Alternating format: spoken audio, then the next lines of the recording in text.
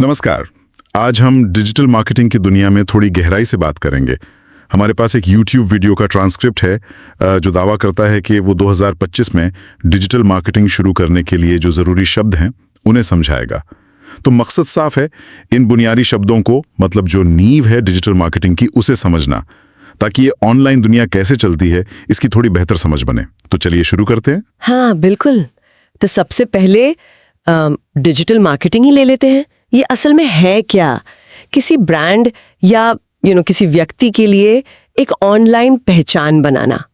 अब ये हो सकता है पैसे देकर, जैसे गूगल एड्स चला लिए, या फिर बिना पैसे दिए, जैसे अपना YouTube चैनल बना लिया या इंस्टाग्राम पर एक्टिव हो गए। हाँ, और दिलचस्प बात यह है कि ये सिर्फ प्रोडक्ट्स बेचने के लिए नहीं है। आजकल लोग पर्सनल ब्रांडिंग के लिए भी इसे खूब इस्तेमाल कर रहे हैं, है ना? बिल्कुल सही। पर्सनल ब्रांडिंग के लिए तो ये बहुत ही जरूरी हो गया है। अच्छा, तो जब ऑनलाइन दिखने की बात आती है तो एक शब्द है जो बार बार सुनने को मिलता है, SEO, सर्च इंजन ऑप्टिमाइजेशन। हाँ, SEO। मान लीजिए कोई गूगल पे सर्च करता है घर पर कम बजट में बोनसाई कैसे उगाएं, तो SEO ये तय करने में मदद करता है कि आपका ब्लॉग या आपकी वेबसाइट नतीजों में कहाँ दिखेगी, ऊपर या नीचे। पर ये सिर्फ कीवर्ड डालने का खेल तो नहीं होगा? नहीं नहीं, बिल्कुल नहीं। उससे कहीं ज्यादा है ये। SEO का असली मतलब है ये समझना कि जो इंसान सर्च कर रहा है उसका इरादा क्या है, वो असल में जानना क्या चाहता है, और फिर अपनी सामग्री को, अपने कंटेंट को उसकी जरूरत के हिसाब से बनाना। मतलब क्वालिटी और रेलेवेंस, वो सबसे जरूरी है। ठीक है, तो ये तो हुआ ऑर्गेनिक तरीका, मतलब बिना सीधे पैसे खर्च किए। लेकिन पैसे देकर भी तो लोगों तक पहुंचाया जाता है। हाँ बिल्कुल। वहीं पर आता है PPC यानी पेपर क्लिक। इसमें ऐसा है कि विज्ञापन देने वाला हर एक क्लिक के लिए पैसे देता है, चाहे वो क्लिक बाद में खरीदारी में बदले या ना बदले। क्लिक हुआ तो पैसा गया। ये फास्ट रिजल्ट्स के लिए अच्छा है। अच्छा, और ये जो विज्ञापन चलते हैं इनकी सफलता कैसे मापते हैं? मैंने कुछ सुना जैसे CTR और एक और था कन्वर्जन रेट। जी हाँ, बहुत जरूरी मैट्रिक्स हैं ये दोनों। CTR का मतलब है क्लिक थ्रू रेट।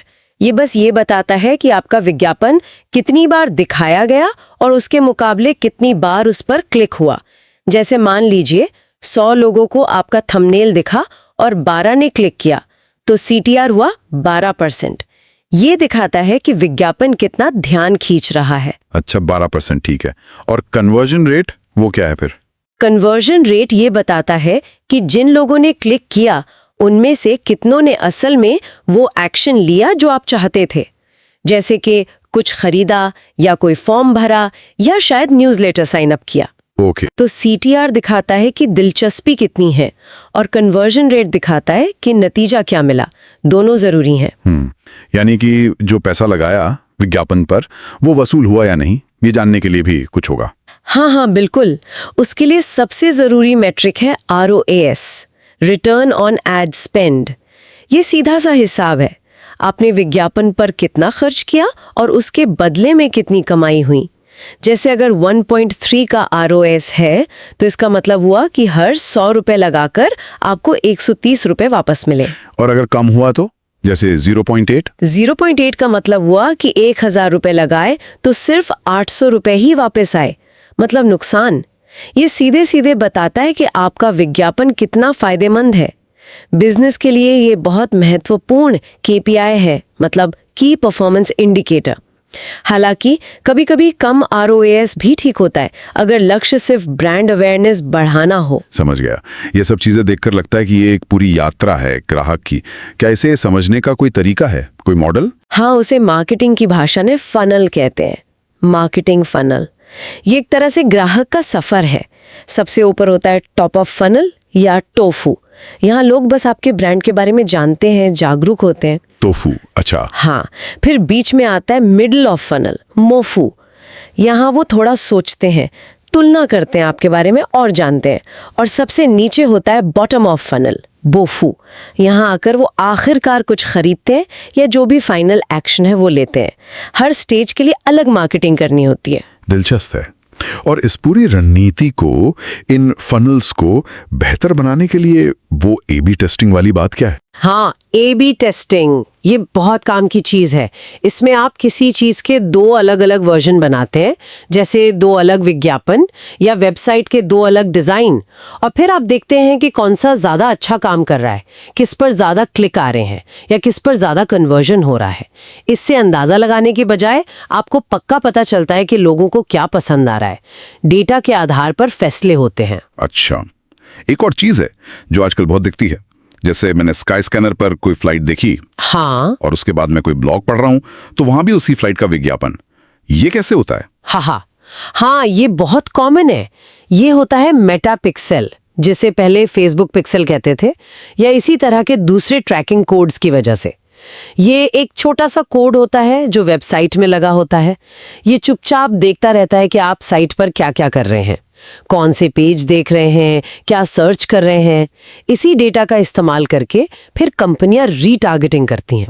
रीटारगेटिंग? हाँ, मतलब वो उन्हीं लोगों को दोबारा अपना विज्ञापन दिखाती हैं जिन्होंने पहले उनकी वेबसाइट या ऐप के साथ कोई इंटरेक्शन किया है। क्योंकि ये लोग पहले ही थोड़ी रुचि दिखा चुके हैं, तो इनके ग्राहक बनने की संभावना ज्यादा होती है। समझ गया, ये तो कमाल की ट्रैकिंग है। अच्छा, और आखिर में दो शब्द और हैं, लीड जनरेशन और लीड मैग्नेट। जी, लीड जनरेशन का सीधा मतलब है ऐसे लोगों को ढूंढना जो आपके प्रोडक्ट या सर्विस में दिलचस्पी रखते हो, यानी संभावित ग्राहक, जिन्हें लीड्स कहते हैं, उनकी कॉन्टैक्ट इन्फॉर्मेशन लेना।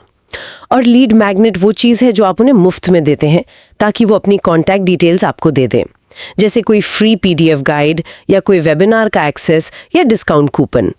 ये एक तरह का चारा है लीड पकड़ने के लिए। तो ये सारे शब्द हमने समझ लिए।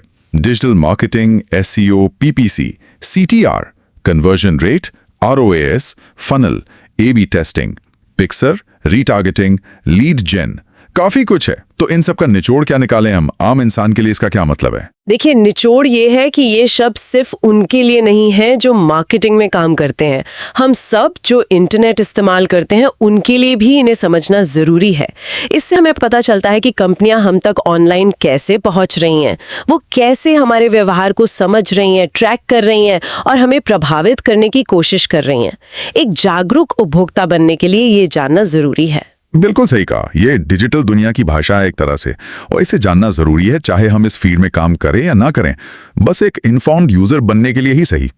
और एक सवाल शायद हम अपने श्रोताओं के लिए छोड़ सकते हैं सोचने के लिए। जब कंपनियां लगातार A/B टेस्टिंग और पिक्सल जैसी टेक्नोलॉजी इस्तेमाल करके अपने मैसेज को हमारे लिए परफेक्ट बनाने की कोशिश कर रही हैं, तो क्या हम एक यूजर के तौर पर इस बात पर उतना ध्यान दे रहे हैं कि हमारा अपना ऑनलाइन एक्सपीरियंस कैसे शेप किया जा रहा है? सोचने वाली बात।